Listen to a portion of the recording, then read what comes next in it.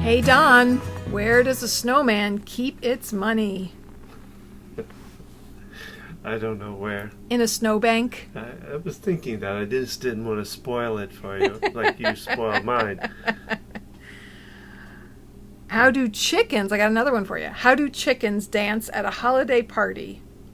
Chick to chick. You saw that. We're scrolling through the same list of jokes on my phone. So we're here again with another Tuesday Tips, and we're talking about holidays. And we're going to talk about holiday traditions. I want to talk about first, like, what were some of your holiday traditions at your home? Oh, I got another joke. Another joke? Oh, we get a bonus here. What do you call a snow person in July? Water? A puddle. You're stealing my thunder. Holiday traditions. Holiday tradition. So when I was a kid, I remember my mom would make cookies. I don't typically remember her making cookies other times of the year, mostly at Christmas. And I remember I got to be the sifter. I got to sift the flour. Oh. And the flour went everywhere. Oh my. Yeah, I know. And I just remember I looked forward to that. And I think about that. There's a few recipes where I actually sift the flour. And it's a happy little memory in my head that I got to participate in. Now, you opened gifts in the morning, right? Christmas morning? Yeah, So what was that like? Did you have any specific way of doing it? We came down the stairs together, even when we were teenagers. My parents would be there. We'd stand on the stairs, and I don't know if we did our stockings first. You've been with my family at the holidays. We're very methodical. One person opens a gift at a time, and we all give hugs, and then we go to the next person. Maybe I have to ask my mom when we were younger. Hugs would have been nice enough. It would, if it was a little more chaotic when we were younger with opening gifts, because I just remember us always taking our time opening each gift. Very methodical. To each other. And I mean, what I really remember is, so my grandparents, both sides, lived in New Jersey, and most of my aunts and uncles when I was growing up were still out in New Jersey, and we moved to Ohio when I was 2, and then to Pennsylvania. And so we would go back for holidays, maybe not every year, but probably at least every other, and make that long drive. And we would go to the Menzos, my dad's side, on Christmas Eve. And we'd have a big celebration there and eat lots of food and lots of dessert. And then Christmas Day we'd spend with the Elefantes, my mom's side, and have lots of food and eat. Now, I remember later, and maybe this wasn't even Christmas, that we would go for the meal at the Elefantes and dessert at the Menzos. They really knew how to do dessert. And by dessert, I still remember one Christmas at your family, and we had this big, wonderful meal, and everyone cleaned it up and then put it all away, which blew my mind. It's like, don't we just eat food all day long? And then someone brought a dessert. One person brought brownies or something. I'm like, that's not dessert. When you go to the Menzos, someone's got the cannolis, someone's got the Italian cream pie, my dad's favorite, someone's got crumb cake, someone's got cookies. I think your memory's a little short, because we'd have, Mom would always make pies, so we'd have pie. Well, I'm just remembering one Christmas. I think it's one person brought in pie brownies, but we always had cookies and pies. This might have been after your mother Passed? I don't know. Okay. I don't know. That's just, maybe it wasn't Christmas. It was probably another holiday. Anyways, you interrupted my rambling of desserts that were there at the Menzos. And, you know, you'd have a half a slice of this pie and a half a slice of this. You'd have a half a slice? of 5 different pies. And you had a little bit of everything. And probably explains why I got sick several years on the holidays from all that. I mean, and why you had to do restarts now. But it was a joyous time, right? What I really remember, my grandmother, the woman who never ate because she was in the kitchen cooking, like I never saw her sit down, and all the antipasta. I mean, there was olives and cheese and crackers, and I loved that more than the main meal. Like, forget the main meal. I could have just eaten all the hors d'oeuvres stuff beforehand, and there was always a pasta dish. That was another thing. It's like, there's no pasta at the holidays along with your ham or whatever. There was always some form of baked ziti. My grandmother used to do squid. Oh. Was that a Christmas Eve tradition? Sounds like a Lebanese kind of thing, because I think somebody... Oh, really? I thought it was Italian. Yeah, I was going to say that. Calamari. Yeah. It was mixed in with the spaghetti, which was kind of creepy. Oh, so that's a blue ink kind of thing. No, I don't remember it being blue. Yeah. But, so those are some of my memories from my childhood. Well, ours was Christmas Eve, and we'd go out looking at lights while Santa Claus would... He came to our... I don't try to remember how they explained why he would come on Christmas Eve, but we were some of the first houses he hit. You know. But somehow that story was created with your oldest brother, and by the time you came along, it just was the norm. Well, we'd go out looking at lights, and Mom always had to stay home because she had some extra cleaning to do or ironing or something to do. And that always baffled me. I was like, why do you have to do that now? Can we not all go out together and look, knowing that she had to get into the cedar cabinet we had that would hold all the gifts. Took you years to learn that. Did you figure that out about? That was 10, I think, when I finally figured it out. Oh, you were pretty young. But yeah, we'd go out, and my brothers and sisters, I think when they got to a point they knew it, and I didn't know, about Christmas, about the reality of it or whatever. They would do things. My brother would knock me over in the seat and hold me down, and somebody'd be going, "Oh, there's Santa! Oh, I'd look at the sleigh, it's big," and they'd go, and I'd be like, "Let me go! I want to see it!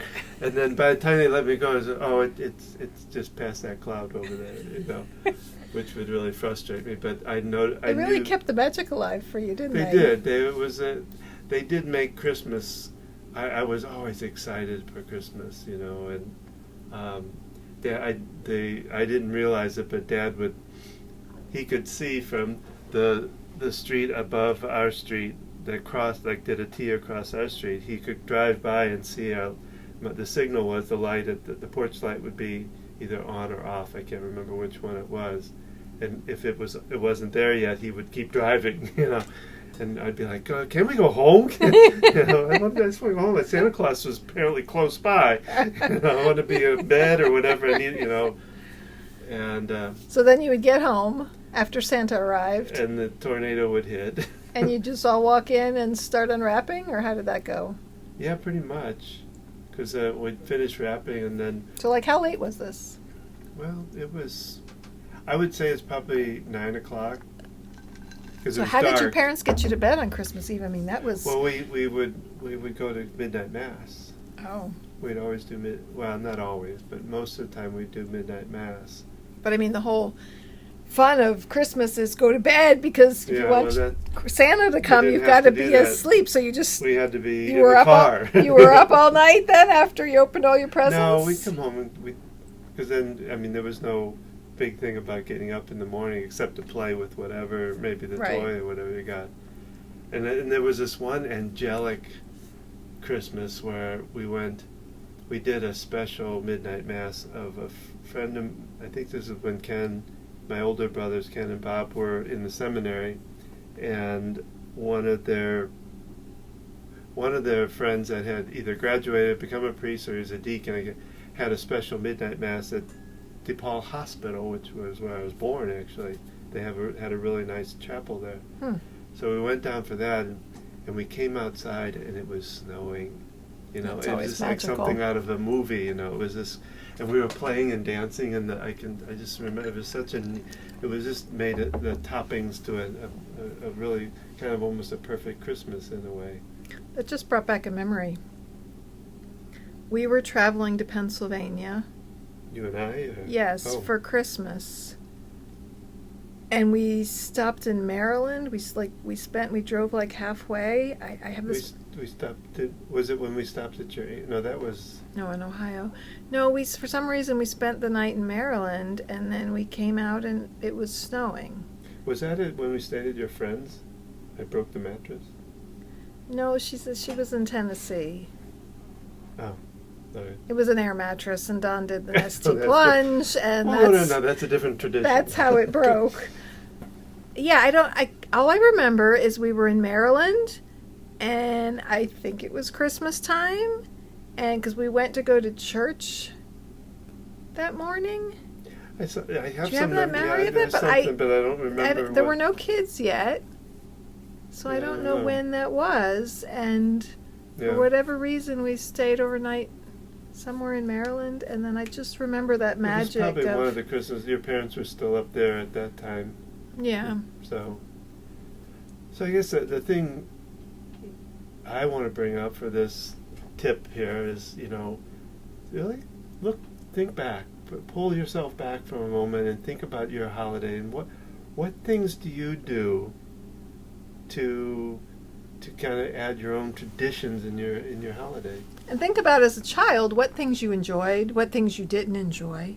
And a tradition doesn't have to be a big, grandiose whatever. It can be something simple, like hanging the stockings on Christmas Eve. Yeah, yeah. It could be something really simple. Or a special ornament, Decorating ornaments each year, making something together as a family.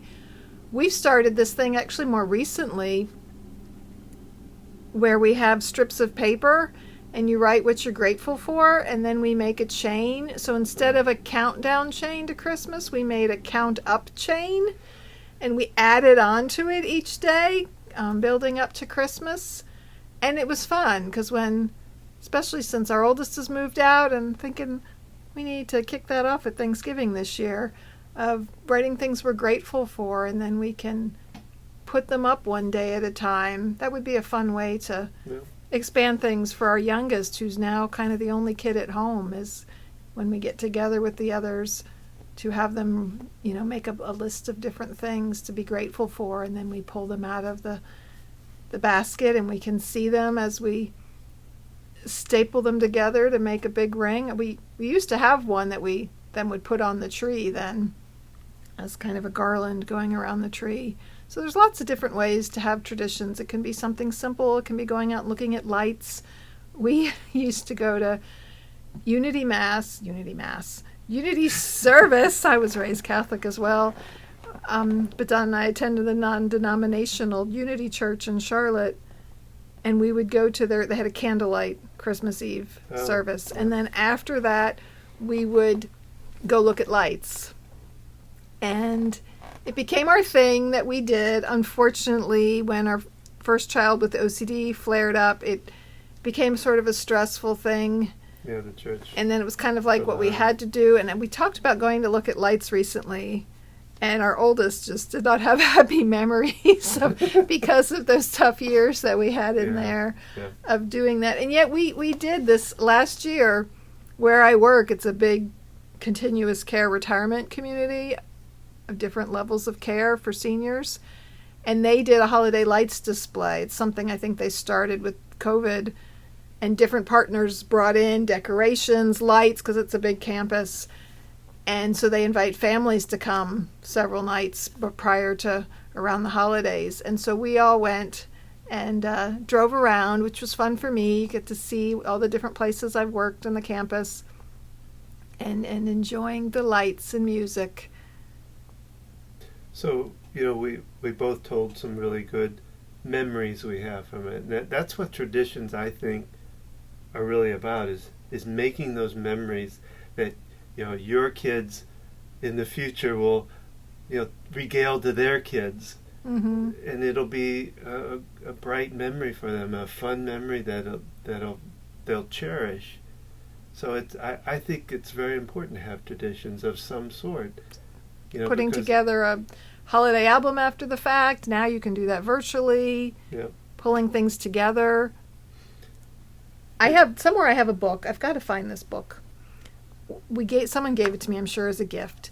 And it's every year you write down kind of where you went for Christmas and who you celebrated with, which was really wonderful with us having families in different areas of the country. And some years we traveled, some years we stayed put. And I would fill that in initially, and it's been a long time since I've done it. It slowed down with what we went through with all the and I just misplaced the book at some point. But I would love to pull that out. But, creating something like that as a place to write out those memories and have those things to look back on. And something to think about with now being the end of the year is to think about some traditions around what you can do for New Year's. Right. And what we used to do. Mm-hmm. You want to talk about it? Remember that? So going to the Unity Church, the other big service that we loved was their New Year's Eve. They called it the Burning Bowl and Letters to God. And when we first started going, Burning Bowl involved a procession of walking outside with like a charcoal grill pit. And what you would do, we'd had a whole service prior, there was music, there was contemplation, and you wrote down on a piece of paper things you wanted to release, whatever you wanted to let go of. And then we proceeded outside and we released it into the fire. And the kids used to love to watch it burn. Well, then years later, they started using flash paper that burns instantly, and we did it inside, and our youngest was enthralled with flash paper. It was like terrifying and thrilling at the same time of how quickly the paper just disintegrated right in front of you. Wow. And so that was part of the ceremony. And then the other part was Letters to God, is what they entitled it.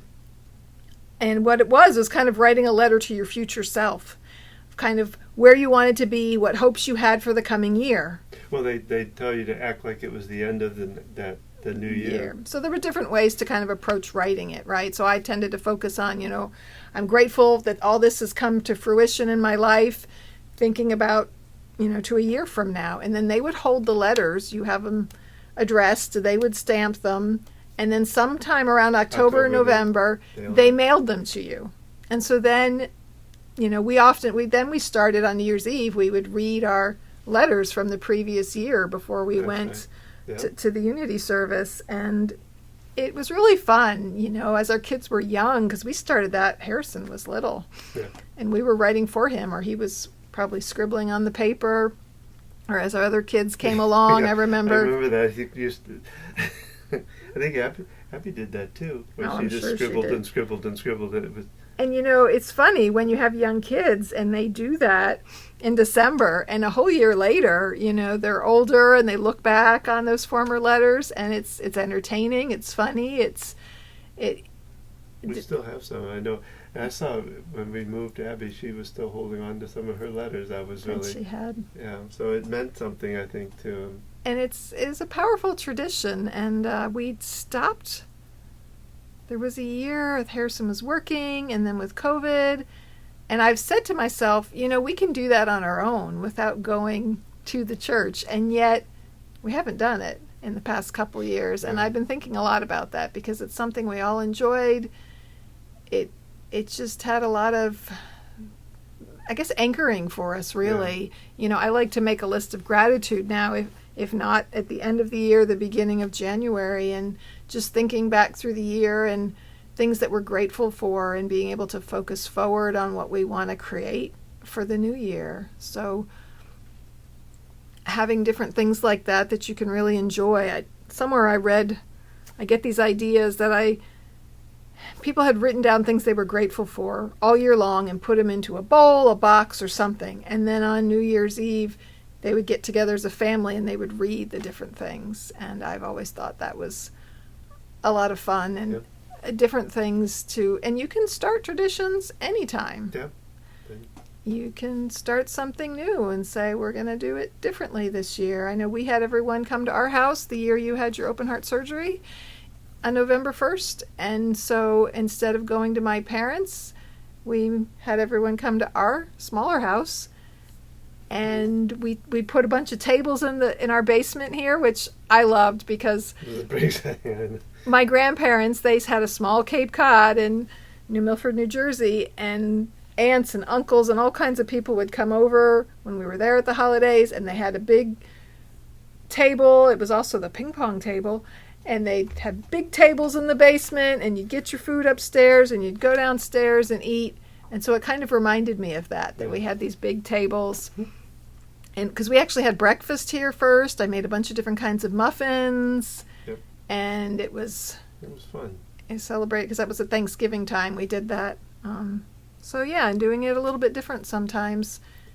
Well, we hope that your holidays, whatever your traditions are, whatever you celebrate, however it is, we hope that it is a wonderful holiday for you, that you find all the blessings that are out there for you with it, and that you really enjoy it with your family. We'd love to hear your traditions, so please send us a note about things that you do, funny things. We'd love to hear that. And remember, the gift that your family most needs is your presence.